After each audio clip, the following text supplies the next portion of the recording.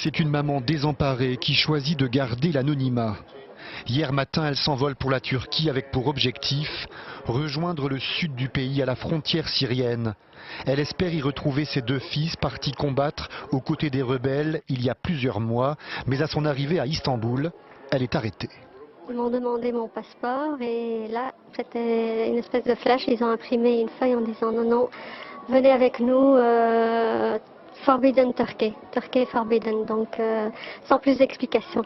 C'est absolument désolant, pathétique et sans nom, innommable. Une arrestation totalement arbitraire, selon son avocat qui évoque même l'hypothèse de la complicité de l'État belge.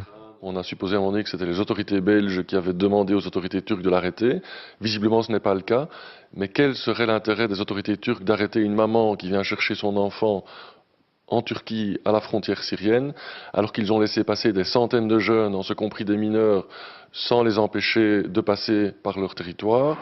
Car la plupart des mineurs belges ont transité par la Turquie. Aux affaires étrangères, on affirme que cette arrestation relève d'une décision autonome des autorités turques. Elle a été refoulée, je l'ai appris hier soir quand elle prenait l'avion, pour le retour vers la Belgique, mais on me dit aussi avec une équipe de télévision, et ce n'est pas la première fois, avec le support d'un parti politique d'opposition. Donc j'aimerais qu'on nous avertisse de ce genre de démarche, qu'on ne parte pas comme ça à l'aventure. Cette maman affirme vouloir ramener ses fils en Belgique, elle qui parfois parvient encore à entrer en contact téléphonique avec eux. On a des nouvelles comme la plupart des parents quand il y a du réseau disponible, donc c'est très sporadique et c'est très bref dans la plupart des cas. On estime que plus de 200 jeunes Belges auraient rejoint les rebelles syriens dans le but de faire tomber le président Bachar el-Assad.